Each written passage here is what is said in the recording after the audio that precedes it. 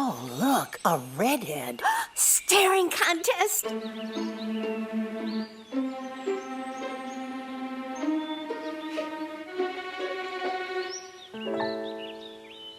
still got it. I know. Come alive with the forest. The dad was cute.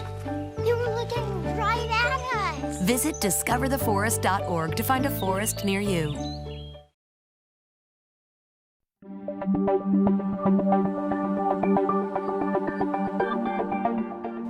In Fairfield County, something new comes across my desk every day. Crimes are committed, cases are solved, and a community is made safe by the hardworking employees of the Fairfield County Sheriff's Office.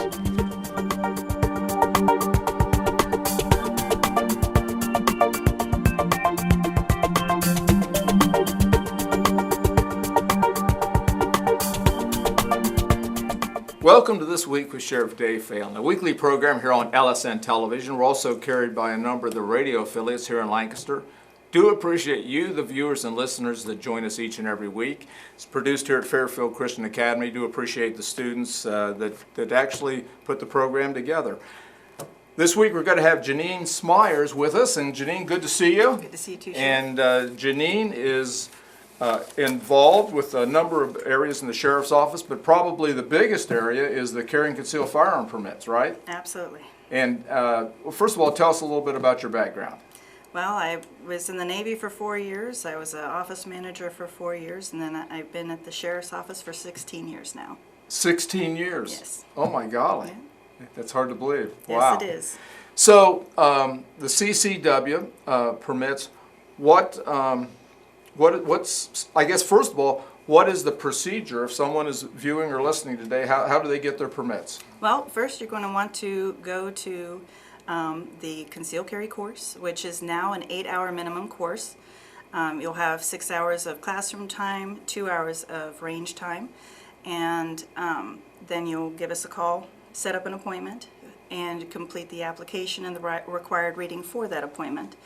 You're going to need to bring that application, your driver's license, social security card, the $67 fee, cash or check, Okay. the photograph, or we can take one for them at an additional $10 charge. And then if they haven't lived in Ohio for the last 5 years, they'll also have to pay a $24 fee for the federal background check to be done. Okay. And what are, I guess, what are some of the disqualifiers for someone that would not be allowed to get a carry and conceal firearm permit in Ohio? Well, some of them have just changed since last year. Now you cannot have even a minimum violent act of violence. So that could even be a misdemeanor? Yes, a misdemeanor act of violence. You can now have it with a minor misdemeanor drug offense. However, any other drug offense, whether it be felony or otherwise, is an automatic disqualifier. Domestic violence is an automatic disqualifier. Any felony, period. Anything that follows with the federal regulations for purchase of a firearm is now a disqualifier as well. So if someone would have a permit and something would happen, the permit would be revoked at that point, right? If they did have one of these offenses that took place? Right. That's one of the difficult parts of my job is they have to inform us, the law enforcement agency, if they are arrested, if they have to inform us what they're arrested for. Then I have to decipher through the law if it's a suspending offense or revocation, such as like a civil protection order would be a revocation, but a temporary protection order would be a suspension.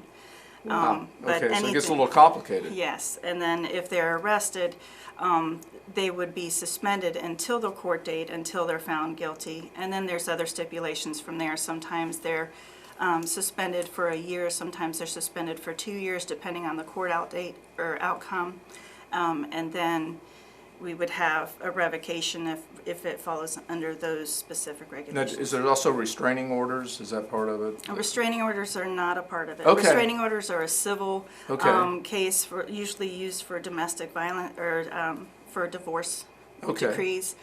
So that would not be part What, of it. what about if it would be a stalking or there'd be some kind of a criminal protection order? Stalking and criminal protection orders are disqualifiers Okay. as well as revocation. Okay. Unless, like I said, if it's through municipal court and it's just a temporary protection order, then that would be just a suspension. Now, we go, now how many years have we had the CCWs in Ohio? Since 2004.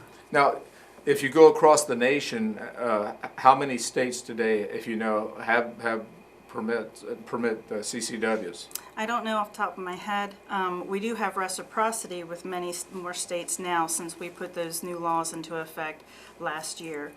Even if you have a license that was issued as of the 23rd of last March, you now have reciprocity with Texas. Okay. And that was not available before because we didn't meet those federal standards. Has there been a push to maybe make this a national situation where all the states would be able to, you would be able to go to any state that had a, or that all the states someday will have CCW permit, or is that going to be a state that, I know it'd be a state by state, but is there a push that be across the country? There has been talk on a federal level of recognizing certain states as they do for driver's license. Right. So regardless of where you would travel, if you had your states and you were a resident of that state, that would be recognized in all states, just like your driver's license would. But of course, there's states that are not cooperating with that want to have that law passed. Now this is statewide in Ohio. Can municipalities or villages restrict the permit? They cannot override a state law. Now they can restrict it. Okay. So they can post it with the no carrying in these areas, but they cannot say in this whole township or in this whole city. They cannot override an Ohio law. Now, as part of the Ohio law, there are some locations where you still can't carry, correct? Correct. And what would some of those be? Any place where a court is held, the courthouse itself, the law enforcement agencies.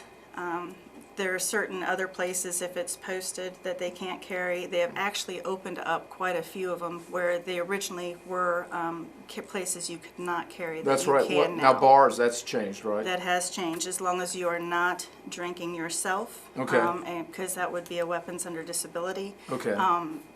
You can carry in de-licensing areas. Right, which makes some sense because there'd be some restaurants that are Applebee's or someplace, Right. or a number of restaurants where you'd be having dinner, and so that was probably made some sense. Right. I think a lot of it too is that they had a concern of people leaving these weapons in their cars to go Right. into the restaurants, and it made it easier for places like Applebee's not to lose their patronism because of that law.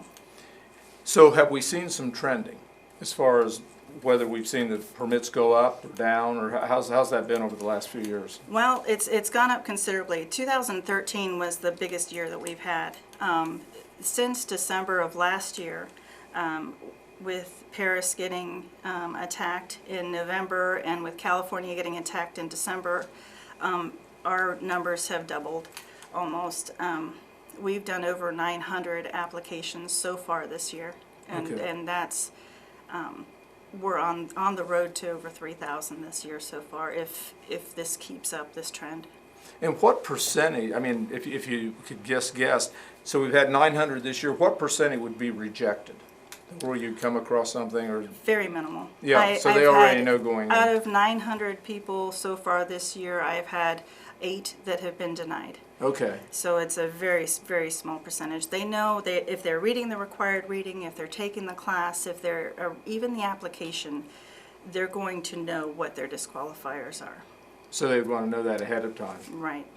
And the other thing that was kind of interesting, if you go back a few years ago, when they were debating whether they were going to have CCW in Ohio, one group would say if you do this, it's going to be a reduction in crime because people will be afraid that people are carrying, and then the other side said, the other people that said we don't want to have it, that you have more guns in people's hands, there'll be more acts of violence, there'll be more road rage shootings, those kind of things.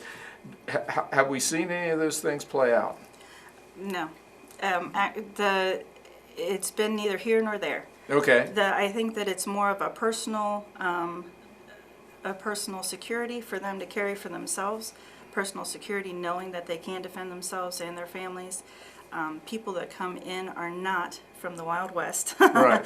I have not had anybody come in that I was really concerned that they were going to go out and just be crazy and, see a crime and take matters into their own hands or anything like that, or commit crimes. And these are law-abiding citizens who just want to have the legal means to carry.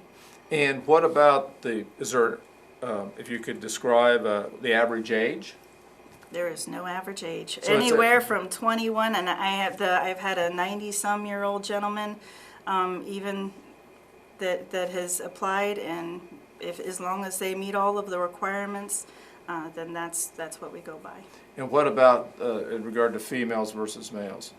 I would say there is a high percentage of females, more than one would think. It's not quite half and half, but there is quite a large a percentage of females. And again, has that changed over the years? No, I think so it's about 50-50, but a little more on the male side, Yeah, right? there seem to be a little more male, but there are a lot of females out there, and maybe about 6 years ago or so, it seemed to pick up just a little bit for the females, but it's always been a higher percentage than people would think. You've done it a number of years, and this is busy. You're busy doing this, yes. aren't you? I mean, every Very day there's busy. people coming in there and things like that.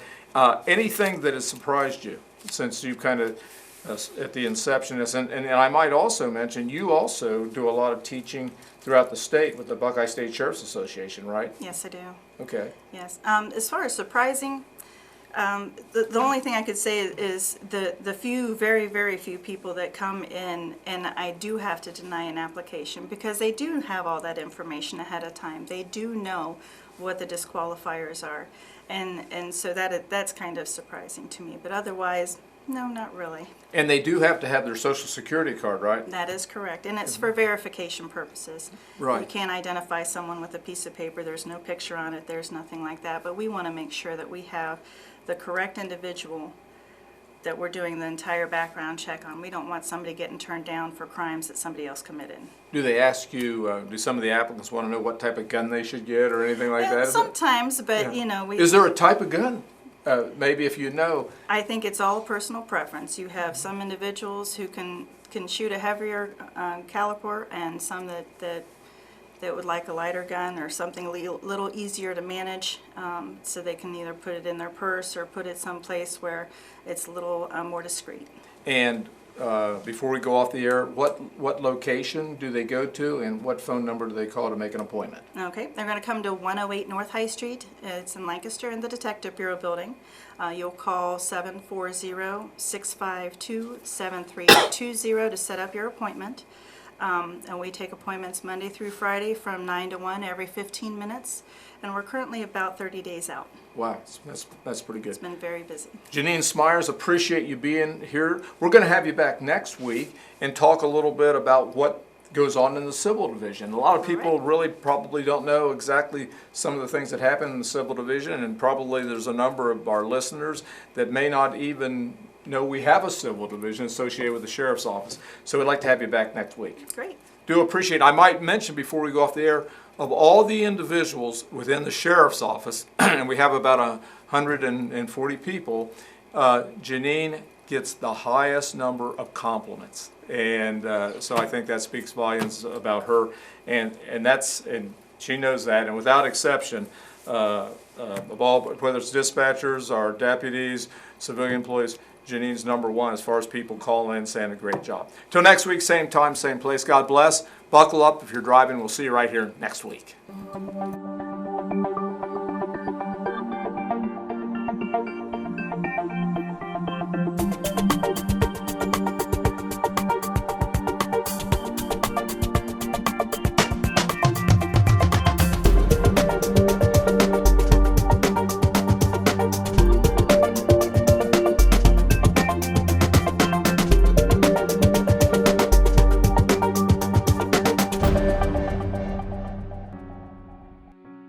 These waters were woven into the culture of Native American tribes. The descendants of the early Europeans built a business here based on agriculture. And today, This unique destination in the central Ohio countryside comes to life with stories and memories centuries old. The Fairfield County Historical Parks invites you to amazing Rock Mill. Above the falls of the Hocking River Gorge, here together, nature and man have created some truly American stories that you'll want to experience with the entire family. Visit us or learn more about Rock Mill and the largest wooden water wheel in the nation at historicalparks.org.